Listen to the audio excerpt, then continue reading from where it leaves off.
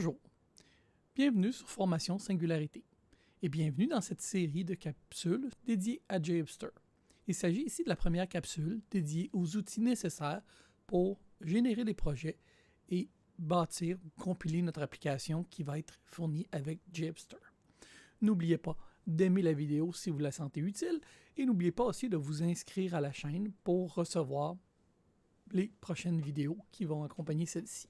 Dans l'éventualité où je fais un cours sur JHipster spécifiquement, je vais venir déposer le lien de ce cours-là avec un code de rabais dans la description de vidéo. Donc, notre intention, c'est de générer une application web moderne qui est composée d'un microservice, Spring Boot, et d'une application soit React, Angular ou Vue. Donc, une application moderne avec l'ensemble des capacités nécessaires pour déployer sur une plateforme. Et ça nous est fourni directement par JHipster avec son outil de génération. Afin d'accéder à ces fonctionnalités-là, on a besoin de quelques outils. On a besoin de Git, de base, une machine virtuelle Java, idéalement au Adopt OpenJDK, Maven optionnellement, JHipster pour la génération et Yeoman parce que dans certains cas, on va utiliser des blueprints supplémentaires pour faire des fonctionnalités plus évoluées au niveau de JHipster.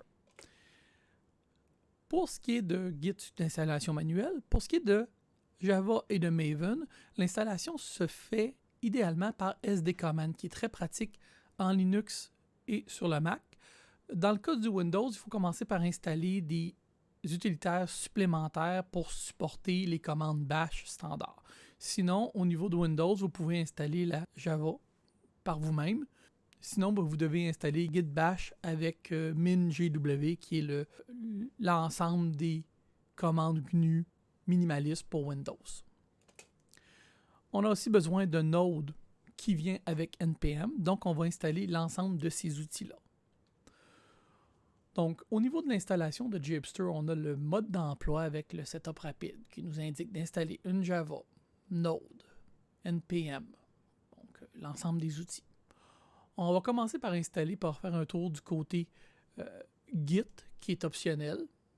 Donc, l'installation de Git sur git-scm, on a une version en téléchargement.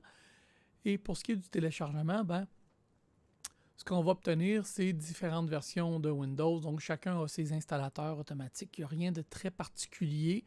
Donc, dans mon cas, bien sûr, je suis sur un Linux. Donc, l'installation du Git est assez directe.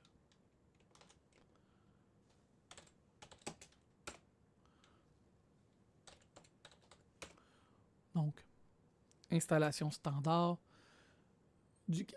Donc, quelques délais. Bon, maintenant l'installation de Git terminée, on peut passer à la prochaine étape. J'ouvre une parenthèse ici sur Docker. Donc, souvent, on va utiliser Docker avec JHipster. On a le Docker Desktop pour Mac ou pour Windows. Dans le cas de Linux, on va rouler avec le Docker lui-même. Pour ce qui est de l'installation de ces trois versions-là, ça serait une capsule en soi. C'est une version optionnelle, donc si vous avez besoin de l'installer, je crois que la plupart des gens vont être sur les deux autres plateformes. Donc, je ferai peut-être une capsule pour installer sur Linux, mais en soi, l'installation pour Windows ou Mac est automatique. Donc, si vous avez à installer, si vous pensez utiliser Docker, c'est une bonne idée.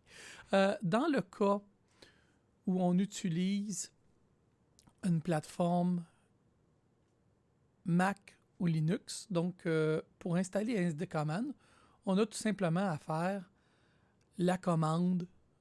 Donc maintenant, on procède avec l'installation de SD-Command.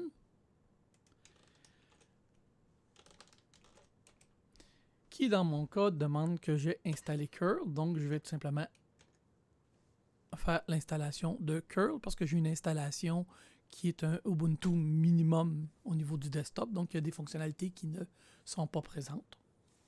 On va tout simplement l'installer. Et rouler à nouveau la commande de SD-Command. Donc, SD-Command est installé. Prochaine étape, rouler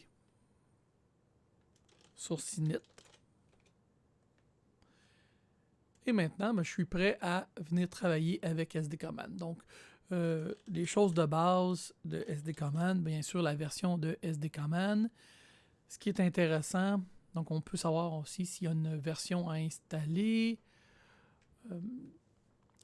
Ce qu'on est capable de faire aussi avec SD-Command, c'est de vérifier une liste des installations qu'on peut faire. Donc, si je fais SDK list Java, je vais avoir la liste des JVM qui sont disponibles pour installation, donc toutes les versions qui sont disponibles. Et on a l'ensemble des installations qui sont prêtes. Maintenant, ce qui m'intéresse le plus, c'est d'installer une JVM 11 adapt. Donc, Java 11 SDK install Java 11.09 adopt. C'est je viens prendre l'information du adopt OpenJDK, la 11.0. Je vais prendre la version.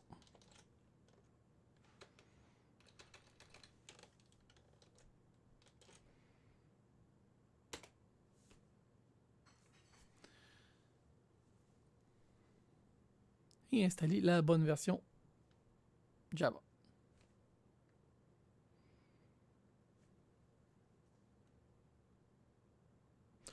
Donc, la prochaine étape, je vais vouloir aussi installer un autre kit de développement. Je vais vouloir installer Maven par la même occasion. Donc, Maven, tout simplement, la dernière version de Maven, on fait tout simplement SDK install Maven et ça va installer notre dernière version. Donc, parfait. L'installation s'est poursuivie et la JVM 11 Adopt a été installée. Donc, je vais juste rajouter ma commande Maven et fermer la boîte que j'ai fait avec le contrôle C. Donc, merci.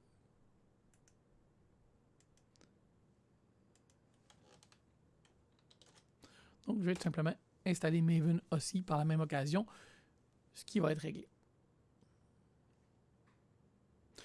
Donc, ça fait en sorte que notre Maven, notre Java est installé. Donc, si je fais MVN -- version, donc normalement, je devrais obtenir la version de Maven 3.6.3 avec la version de Java qui est la 11.0.10 Adopt OpenJDK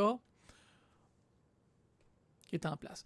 Je suis capable aussi de changer la version de Java que j'utilise en faisant tout simplement SDK use Java et le nom de la version spécifique que je peux installer. Je peux avoir plusieurs versions installées en parallèle.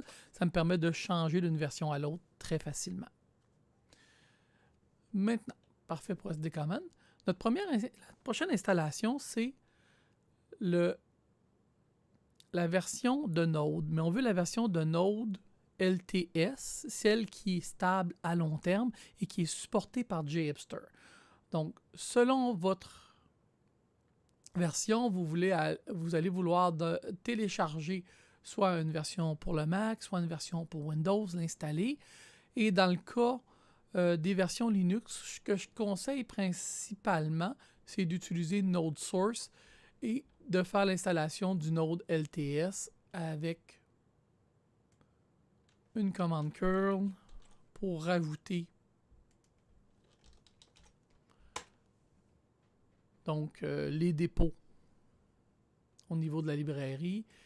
Et ensuite, je vais faire l'installation. Donc, dès que les dépôts vont être mis à jour, je vais pouvoir faire l'installation de Node directement à partir d'un package Debian standard.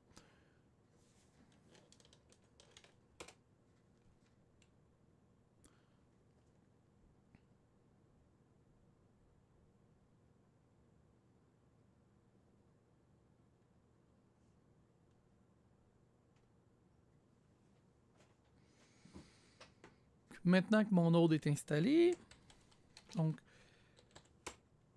npm rule, je devrais être capable d'obtenir la version de npm. la version de NPM 6.14. Et maintenant, ce qui me reste à installer, c'est la version de JHipster et la version de Yeoman. Donc, pour le générateur de JHipster, je vais faire npm install. Donc, pour l'installation de Node, je dois utiliser la commande npm, mais l'installation en mode root. Donc, je vais installer globalement.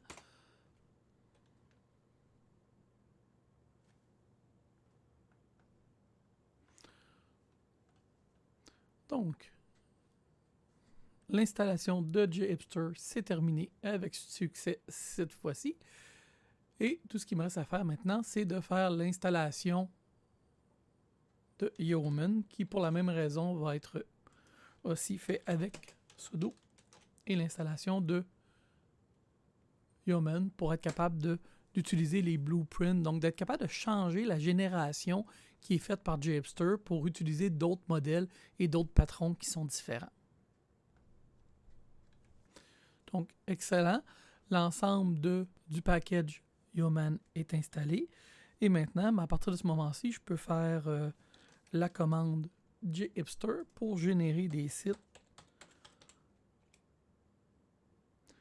Et ce qui va nous permettre, avec l'installation de JHipster présente, de générer des projets. Je vais arrêter la génération parce que je ne suis ni dans un répertoire pour faire, et ce n'est pas non plus le but de la capsule vidéo.